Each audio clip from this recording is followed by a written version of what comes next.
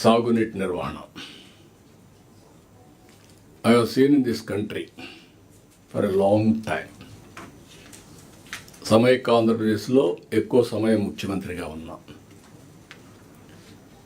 నేను ముఖ్యమంత్రి అయినప్పటికీ మీరు చూస్తే I had so many problems. నీళ్లు రాయలసీమ, నేను అనంతపూర్కి ఎప్పుడు పోయినా వాళ్ళు అడిగే ఫస్ట్ క్వశ్చన్, 10 ఏళ్లలో 8 ఏళ్ళు మాకు వేరుశనగ ఇస్తే విత్తనాల ఖర్చులకు రావడం లేదు, ఎట్లా మీరు కాపాడుతారో చెప్పమంటే కడాన ఇన్పుట్ సబ్సిడీ ఇంట్రడ్యూస్ చేసాం ఫస్ట్ టైం ఇన్ రాయలసీమలో, అనంతపూర్లో input subsidy in the country. That is సబ్సిడీకి నాంది పలికింది అక్కడి నుంచే. రెండోది, లోయెస్ట్ రెయిన్ఫాల్ ఉండే సెకండ్ జిల్లా అనంతపూర్ జిల్లా. నేను ఎప్పుడు ఇజ్రాయెల్తో కంపేర్ చేసేవాడిని. కనీసం వాళ్ళకి సముద్రం ఉంది, వాళ్ళకి సముద్రం కూడా లేదు పక్కన. ఈవెన్ రాయదుర్గ్ ఎడారిగా మారిపోయే పరిస్థితికి వచ్చింది. డెజర్టిఫికేషన్ కోసం డబ్బులు ఖర్చు పెట్టాం. అప్పట్లో 40 కోట్లు 30 కోట్లు ఇచ్చి మొత్తం ఒకసారి స్ప్రెడ్ అయితే ఫాస్ట్గా అవుతుందని మళ్ళీ దాన్ని కంట్రోల్ చేయడానికి ఖర్చు పెట్టిన రోజులు అవి.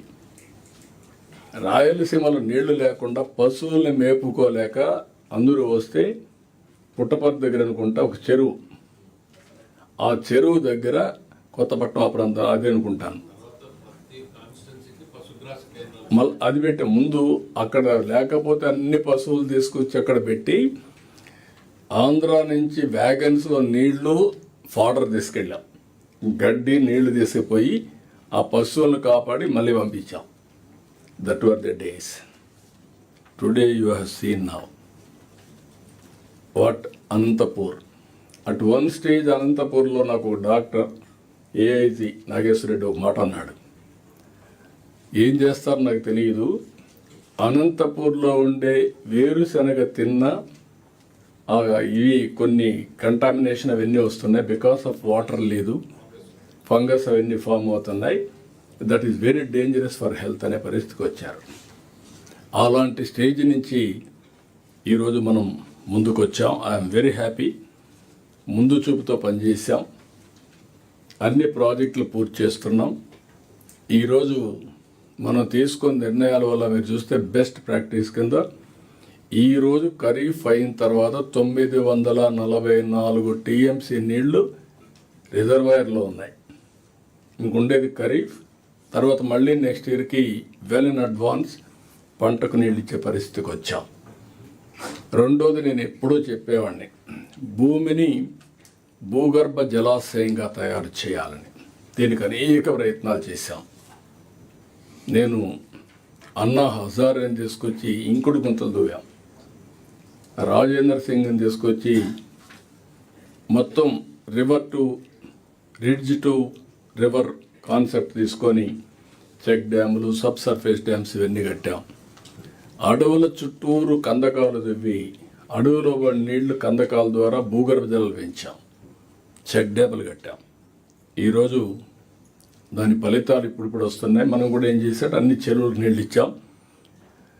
ఒకప్పుడు 200-300 మీటర్లు ఉండే నీళ్లు 1000 ఫీట్లో ఉండేది కొన్ని ప్రాంతాల్లో.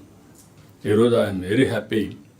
ఆవరేజ్ స్టేట్లో 6.07 మీటర్స్ లోతులో ఉన్నాం. నా ఆలోచన ఏంటంటే post monsoon 3 metres, pre monsoon 8 metres, మనం లిఫ్ట్ చేయాల్సింది 5 మీటర్లు అంతే వాడుకోవాలి. నేనే ఓల్టా చట్టాన్ని తీసుకొచ్చాను, మీరు గుర్తుపెట్టుకోవాలి. ఒకప్పుడు ఓల్టా చట్టాన్ని కూడా తీసుకొచ్చాను. ఓవర్ ఎక్స్ప్లాయిటేషన్ అవుతుంది కాబట్టి ఇంతకంటే ఎక్కువ వస్తే ఈ ఏరియాలు ప్రొహిబిటెడ్ అని, బోర్ వేయడానికి లేదు, పవర్ ఇవ్వడానికి లేదు పెట్టాం. ఇప్పుడు మనం ఆలోచించేది ఏంటంటే 3 మీటర్లు తెస్తే ఇప్పుడు 10,000 కోట్ల రూపాయలు ఎనర్జీకి లిఫ్టింగ్ ఖర్చు పెడుతున్నాం.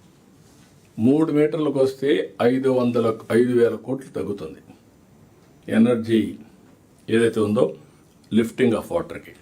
దానికి కూడా ఒక ప్రణాళిక తయారు చేసుకుందాం. That is where we are doing now.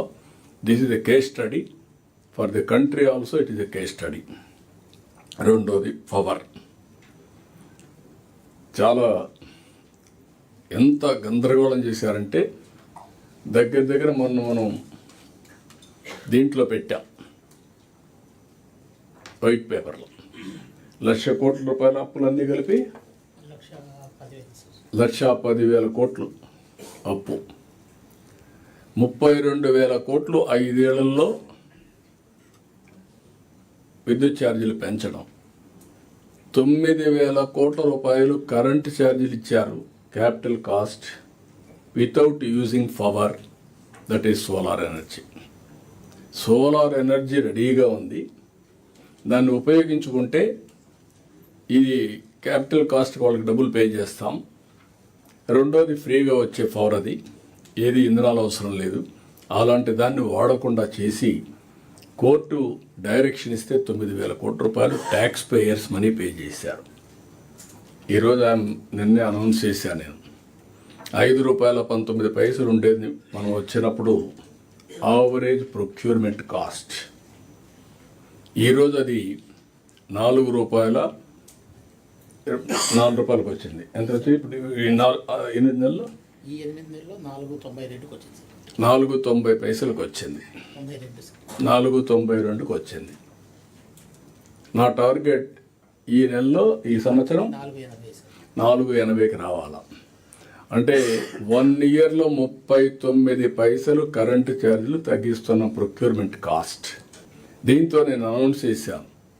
వాళ్ళు ఒక ఇది ఇచ్చారు, ఏదైతే కమిషన్లో రెగ్యులేటరీ కమిషన్ ఒక అవార్డు ఇచ్చారు, 9,000 కోట్ల రూపాయలు కరెంట్ ఛార్జీలు కలెక్ట్ చేసుకోవడానికి.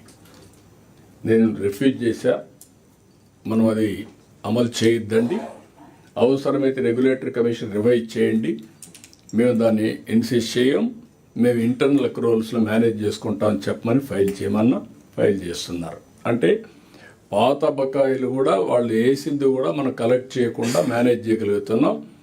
ఈ సంవత్సరం పవర్ ఛార్జెస్ పెంచాం. నేను ఆ రోజు ఏ మాట అయితే చెప్పానో దానికి కట్టుబడి ఉన్నాం. నేనైతే అంబిషియస్ టార్గెట్ ఇచ్చా డిపార్ట్మెంట్కి. ఇది ఎందుకు మీకు కేస్ స్టడీ కింద చెప్తున్నానంటే మీ అందరికి ఒక ఐడియా ఉండాలి. ఈరోజు మేము చేసిన పని, కరెంటు కొన్నిసార్లు మన దగ్గర డెఫిసిట్ వస్తుంది. మార్చ్ ఇది మంత్ వేరే అగ్రికల్చర్ పీక్ వస్తుంది. ఆ నెలలో మనకు కరెంటు ఎక్కువ వినియోగం వస్తుంది, ఎండలు కూడా వస్తాయి. ఇప్పుడు మనం చేసేది ఏంటంటే ఆ నెలలో ఏ రాష్ట్రంలో ఈ 1.5 ఇయర్లో ఏ రాష్ట్రాల్లో వాళ్ళకి ఎప్పుడు కావాలంటే కరెంటు వాళ్ళకి ఇచ్చి మనకు అవసరమైనప్పుడు వాళ్ళ దగ్గర తీసుకొని బార్టర్ సిస్టమ్కి వెళ్ళాం. ఒకప్పుడు ₹14 యూనిట్ కొన్నారు. ఈరోజు మనకు యావరేజ్ ప్రొక్యూర్మెంట్ కాస్ట్ ₹4.80 అయితే దానికే మనకు వస్తుంది. దట్ ఈస్ ది మీరందరూ గుర్తుపెట్టుకోవాల్సిన next step. I order them micro grid, substation as a unit, ప్రొజ్యూమర్ concept, producer come consumer. నువ్వే ప్రొడ్యూస్ చేయి, నువ్వే అమ్ము. అంటే నీకు అవసరమైంది వాడుకో, మళ్ళీ నీకు కావాలని నేను ఇస్తా గ్రిడ్ నుంచి. So that you need not spend money. నీకు సర్ప్లస్ ఉంటే ఇవ్వండి, మేము కొనుక్కుంటాం. That is the concept we are introducing. Every house, every pump set. ఒకవేళ అక్కడ కానీ వీలు కాకపోతే సబ్స్టేషన్లో మనం జనరేట్ చేస్తాం పవర్. 0 transmission losses. ఈ సబ్స్టేషన్లోనే పవర్ వస్తుంది, ఈ సబ్స్టేషన్లోనే పవర్ డిస్ట్రిబ్యూషన్ వస్తుంది. అప్పటికి కూడా ప్రాబ్లం ఉంటే అక్కడ బ్యాటరీ పెడతాం. ఎప్పుడైతే పవర్ వస్తుందో అక్కడ ఛార్జ్ చేస్తాం, ఎప్పుడు అవసరమైతే అక్కడనే ఇస్తాం. ఇలాంటి కాన్సెప్ట్స్ ఇచ్చా, డిపార్ట్మెంట్ వర్కౌట్ చేస్తున్నారు. నేను అనుకున్నట్టన్నీ అయితే 5 ఏళ్లలో ₹4 రావాలని, ఇంకా తక్కువే చెప్పా, కానీ ₹4 తీసుకురావాలని. ₹4 మనం కరెంటు తీసుకొస్తే Andhra Pradesh will be A preferred destination. నేను పీయూష్ అంటే సాధ్యమా సార్ అన్నాడు. సాధ్యం చేస్తాం.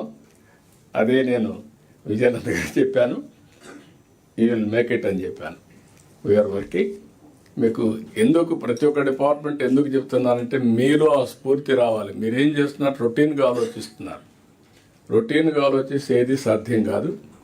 ఇన్నోవేటివ్గా R&D పెట్టుకొని మీరు వర్కౌట్ చేస్తే మీ బ్రెయిన్సే R&D బ్రెయిన్స్గా తయారు కావాలి. ఏదో ల్యాబొరేటరీ పెట్టాలి, ఎక్విప్మెంట్ తేవాలి కాదు. అది చేస్తేనే ఇది సాధ్యం అవుతుంది. ఇప్పుడు ఒక నమ్మకం నాకు, విద్యుత్ శక్తి గాడిన పడింది.